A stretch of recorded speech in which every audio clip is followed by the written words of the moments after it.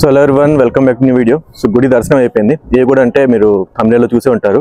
బొంతపల్లి అనే విలేజ్ హైదరాబాద్ నుంచి 30 కిలోమీటర్స్ దూరంలో ఉన్న ఒక గుడి, భద్రకాళి సమేత వీరభద్రస్వామి.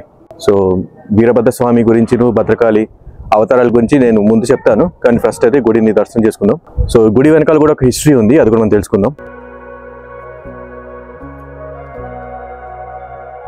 సో చూసుకోవచ్చు మీరు, చాలా పాత గుడి, ఒక సుమారు 1000 years బ్యాక్ గుడి అంటారు.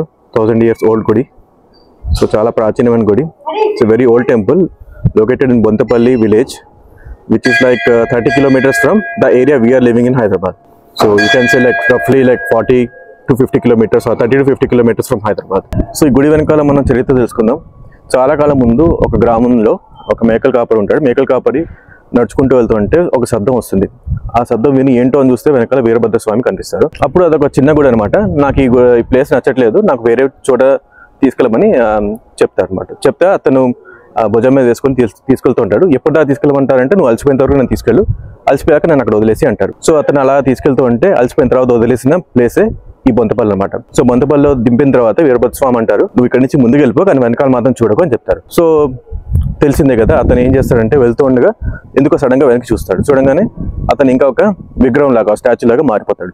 సో అదనమాట స్టోరీ, వీరభద్రస్వామి ఈ టెంపుల్ చరిత్ర. వీరభద్రస్వామి టెంపుల్స్ మనకు చాలా ఉన్నాయి, చాలా ఫేమస్ ఉన్నాయి. లేపాక్షి టెంపుల్ ఆంధ్రప్రదేశ్ లోది చాలా ఫేమస్. సో వీలైతే నేను ఫ్యూచర్ లో అది విజిట్ చేస్తాను. కానీ ఈ టెంపుల్ మాత్రం చాలా బాగుంది. యాక్చువల్గా Lepakshi temple very famous temple.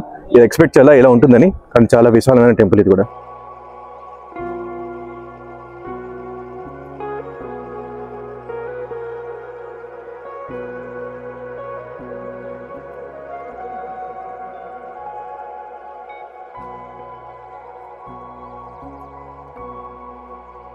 So అంత రష్, చాలా రష్ ఉంటుంది యాక్చువల్గా ఇక్కడ. సో ఇవాళైతే కొంచెం ఖాళీగానే ఉంది, మేము వచ్చింది సంతోషం, ఖాళీగా ఉంది కాబట్టి. కాకపోతే ఇక్కడ కోతులు చాలా ఉన్నాయి, కోతులతో జాగ్రత్తగా ఉండండి. ఫుడ్ ఎలాంటివి ఉంటే మాత్రం జాగ్రత్త. మీకు వీరభద్రస్వామి అవతారం ఎందుకు వచ్చిందో కొంచెం క్లుప్తంగా చెప్తాను, మరి డీటెయిల్ కాకుండా. లేపాక్షి వెళ్ళినప్పుడు మాత్రం కొంచెం డీటెయిల్గా చెప్తాను. సో బేసిక్గా శివుని అవతారం మీకు తెలిసిందే, రౌద్ర అవతారం, అంటే కోపంలో వచ్చిన అవతారం. శివుని సతీమతి సతీదేవి. సతీదేవి తండ్రి పేరు యక్షుడు. సో యక్షునికి శివునితో సతీదేవికి పెళ్లి చేయడం ఇష్టం ఉండదు. సో ఎంత కాదన్నా కూడా సతీదేవి శివుని పెళ్లాడుతుంది. సో దాని తర్వాత యక్షుడు ఏమి చేసుకున్నా కూడా శివుని పిలిచేవాడు కాదు, అలా అవమానించేవాడు. సో అది అవమానాలను పడి శివుడు ఏమనుకునేవాడు కాదు. కానీ ఒక టైంలో ఒక యజ్ఞం చేస్తూ ఉంటే కూడా అప్పుడు కూడా శివుని పిలవలేదు. పిలవకపోతే సతీదేవి తన తండ్రి యజ్ఞం చేస్తుండే కాబట్టి వెళ్తుంది. వెళ్ళి అక్కడ చాలా శివుని అవమానాలను వింటుంది.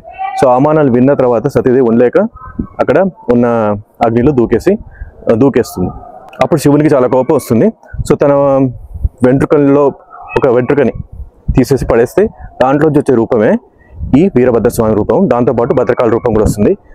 ఆ రూపాలు ఎంతో డివాస్టేషన్, ఎంతో దానికి చేస్తాయి అనమాట. అలాగే యక్షుడిని కూడా అంతం చేసే రూపం ఇదే అనమాట. సో అది డీటెయిల్గా చెప్పేశాను, ఇది మాట స్టోరీ. సో టెంపుల్ అయితే చాలా బాగుంది. సో టెంపుల్ యాక్చువల్గా 12 క్లోజ్ అవుతుంది, మళ్ళీ 4కి ఓపెన్ అవుతుంది. మేము 4 తర్వాత వచ్చాము కాబట్టి కొంచెం ప్రశాంతంగా కూడా ఉంది ఈ టైంలో.